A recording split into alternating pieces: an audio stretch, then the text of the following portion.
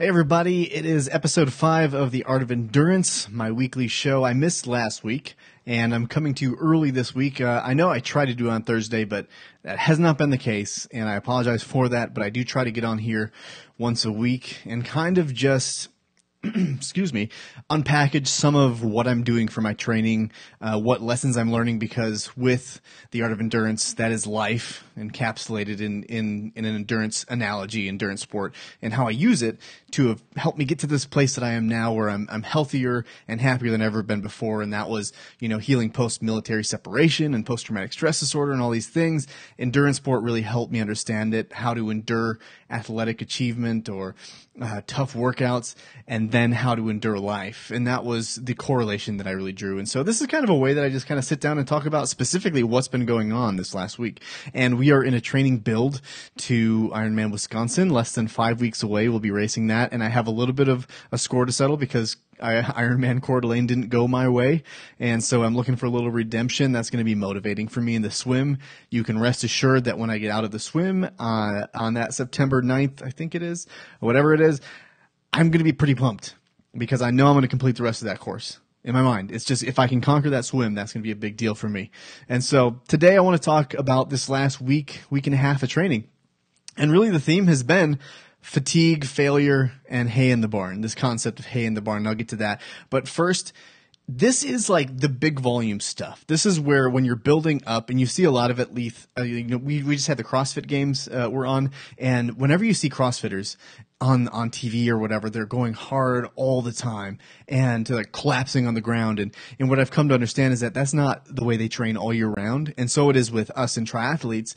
They don't train that hard all year round. They're building up. They're putting hay in the barn, so to speak, is what I'll get to in a little bit. But they're putting hay in the barn. They're building up their endurance. They're getting stronger, faster, and all this stuff. And then they have to taper back. So they build up to it, and then they taper down, and then they try to get it perfect on race day. So I'm not going to podium, but I am trying to get stronger every year in every race. So I am building.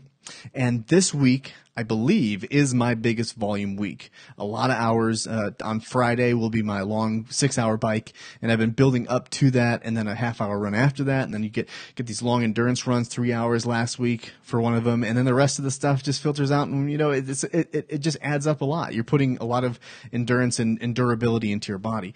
But I'm not there yet. I'm not elite, but I am training with an elite person's schedule. And so what I have to assume is that I'm not going to be able to do everything that he's doing, Adam, my coach. I'm not going to be able to do it because I don't have that base yet. And so I modify things. But what happens is sometimes I push a little too hard. I try to do the workout to the T, and then I'm left feeling like garbage for the next couple of days. My legs are hurting. I don't feel like I have the energy. I'm just super fatigued, hungry all the time. And there was someone who said, you're never overtrained, it's under-recovered. So you can push as hard as you want, but then you have to assume that you're going to have a longer recovery time. And in Ironman France, that's what I really learned about myself, is where my limits were. And this whole endurance sport journey has been kind of finding limits and understanding that finding a limit is great. It's finding out that you're stronger. That's the good part. And finding out what the cost you pay to reach that limit. And that's not just training, that's in life. That's extending yourself to a big work project or into some kind of career that maybe you're not passionate about, but you need to pay the bills. You have to find those limits, what you can do and what you're going to sacrifice, what the payback is and what you're going to pay for. And so when I get to these limits in my workouts and in the past, I would hit these limits. I would go maybe a really great workout, and then I felt faster than I ever felt before, but then all of a sudden I feel like crap for the next 3 days, and I could never work out fast. I would be slower every single day, and I'm like, what's wrong? Like, I can never do this. And I'd be super hard on myself. And so what I've learned is as time goes on, that fatigue is natural. There's going to be days where you hurt, where it's tough. And I'm having that this week. This last run that I went on, the last two actually, I had to cut one short, and the other one I had to pull my pace way back because my body didn't feel like it was ready to go. I wasn't enjoying myself, and it was actually hurting. And so I used to get hard on myself saying I'm not going to be ready for Wisconsin, but I know that when I feel this way, it's because I need to rest and recover. I need to fuel. I need to take an extra day off, and that's okay because these things come and go. We're not going to just reach this threshold where all of a sudden everything is easy in life, training or not. I'm not going to all of a sudden be conflict free for the rest of my life. It's all about building endurance. The art of endurance is the art of understanding how to embrace conflict, whether it's interpersonal, whether it's physical, whether it's inside your own head mentally. It's handling all of that conflict, learning how to navigate those voices and understand what cues are being brought to you. So fatigue does not equate failure. It does not mean that I'm not where I'm supposed to be at my training. It just meant that there was, extra humidity and heat that maybe I needed to back off a little bit more because my heart had to work too hard, and just rest a little bit. You're still in shape. You're still going to be okay. Don't be so catastrophic. Things happen, but resiliency comes and self-mastery comes with the continuation of going for that goal, of continuing to move forward and taking the rest necessary and giving yourself a little bit of grace. And so that's what I'm doing, with this week. Even though it's my biggest build-up week, there's a couple of key workouts, but the rest of them, I am scaling back a little bit. I'm going to take that extra day off because my body needs it. And if I do rest and listen to my cue that I know what it is, I'm going to be coming back stronger. And so I'm okay with this. And then there's this idea, I hear a lot of this time of year because it's ramping up to the last races in Ironman and the circuit. And people will be talking about, well, certainly it's because I'm in the Ironman Wisconsin group. And so everyone's kind of gearing up for that. They're talking about how much more hay can we get back in the barn. I don't know if that's a Wisconsin thing or like farming communities or if everyone knows what this means. But what it means to me is saying how much more workout can I put in that's actually going to build up to tangible results on race day? Or am I at a point where whatever I do, I just need to be in maintenance and a holding pattern just so I can show up really healthy and ready to go? So hay in the barn, meaning I'm getting ready for winter, so I got to have this surplus of stuff. So when that winter comes, I've got plenty of food for the animals and plenty of energy for the race. And I was talking to my wife about it, and it was interesting because I was talking about, what good is putting hay in the barn if I can't get any hay into it? And then she clarified the analogy, and it just I was like, that's beautiful. So I'm going to share it with you. She said, well, what if the barn's on fire? Or what if the hay is on fire? And I'm like, now there you go. Let's talk about fatigue, failure, and hay in the barn in that way. So I'm trying to get all this hay in the barn for my winter so I can have all this energy. But what if there's a fire in the barn that I'm not aware of?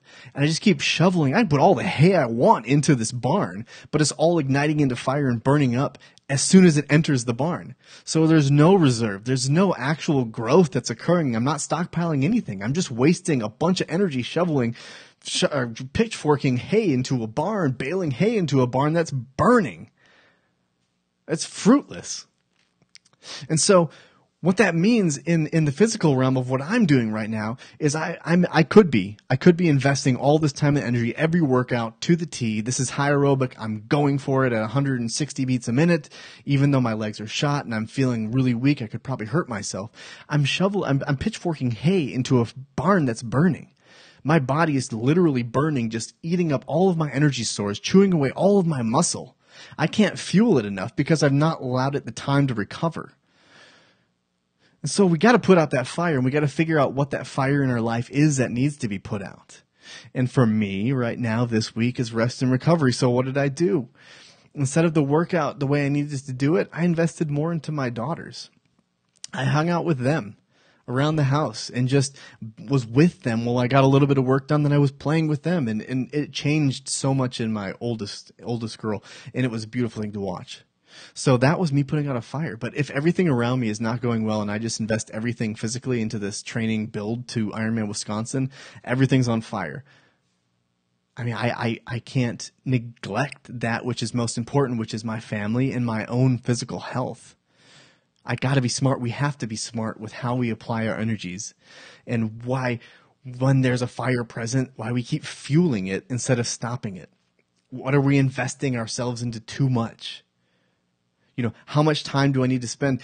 Football season's coming around, and that's a really popular time of the year, and hunting and all these things. Like, you take time away from that which matters most. Is that healthy right now? Some seasons you might have to take some steps away from it because there's a fire. There's something that needs your attention before you can go and do some of those things, before it's healthy. And so Stacking hay in the barn. I really love that. And I really love that my wife and I talked about that, and she kind of clarified that analogy, because I love analogies. I love metaphors. That like makes so much sense in my mind when I have a good metaphor, a good solid, simple way to ingest something. And so having conversations with my wife is also really awesome, because we can talk through things. She can be my sounding board. I can be her sounding board. And we usually get to a better understanding of something that we're struggling with or curious about. Whatever it is, even if it's giving each other freedom to go forward and do something else. So what I think would be cool, and maybe you guys can let me know, but I think we were talking, and I think maybe we need to do another podcast, and it's her and I talking about what it's like to be married as a veteran, a caregiver relationship where, I was severely affected by post-traumatic stress disorder, suicidal, and all these things. And she was there with me and the girls, and she had to take care of a lot of stuff. And we came through that, and it's been a very challenging journey. The Art of Endurance is so profound to her own journey and our own journey as a married couple, and how when I got to a certain point in healing, I was able to allow her to go and get her healing, because it damaged her to be with me in some of those times. She soldiered on, but now it's time for her to get what she needs to grow and become her authentic self and be the best woman she can be. So let me know what you think. I think it would be a great idea. I think no matter what, I think we're going to do it, because it seems like, why wouldn't I? She's a creative. I'm a creative. We like talking. We like to talk things out. It's going to help our marriage if we come out and do this. So I don't even know why I'm asking you, really, because I'm going to do it. We're going to do it. I just don't know when. So please say yes, that you'll enjoy it. Anyway, so that's all I really want to talk about today. We'll see if I can come back on again if I get any more interesting takeaways from this rest of the week of training, but I don't think I will, because this weekend is Jenna's first ever triathlon. So that's going to be exciting, a sprint triathlon in a place that if I had my phone in front of me, I could look up the calendar and know where we're going, but I can never remember these details. So I don't know. It's somewhere in Wisconsin. So be on the lookout for that. And I'll probably maybe have her jump on and talk about how it was. We'll see, because it's a big unknown, but I'm excited for her to take this step, because it's a big deal. It's a big deal to take a challenge like this on. And so I'm so proud of her for doing that. And I'm going to be her champion on that day. I'm going to be the one outside of transition waiting and cheering for her and go, mama, go with the girls, and getting up early and waiting for them to get out of that water. And it's going to be good. I'm excited. I haven't always been excited for early mornings, but this one's going to be a good one. And I actually we'll see how I like it when I get up and I'm like, yeah, it's early, but I'm not racing. So that might be kind of nice. Usually it's the other way around. So we'll see. But that's all I want to talk about. So fatigue, when you're hurting in a workout, this too shall pass, my friend. When you're going at it hard professionally, this too will pass. It might be a long season, but understand you have to make sure that the investment that you're putting in to this thing, this work, this workout, whatever the case may be, this relationship, that it's not on fire, and that you're not just burning a lot of resources and hurting yourself, but that there's actually some way, if you can look at the fire and figure out what it is that needs to be put down. Maybe you need to take some personal time. Maybe it's connecting with a friend that, helps balance you. Maybe it's taking a literal rest day and just taking a nap if you can. Whatever it is there a way to put out that fire and know the price of what you're putting and you're going to pay for to keep investing in this? Because, this fatigue, it's not a sign that you should quit. It's not a sign that you're failing. It means something needs recovery. So find that thing and see if you can give it some recovery. You got to take it a break. Otherwise, you're just going to be putting hay into a barn that's on fire and wasting all your resources. So hopefully that made sense. And until next time, journey well, my friends.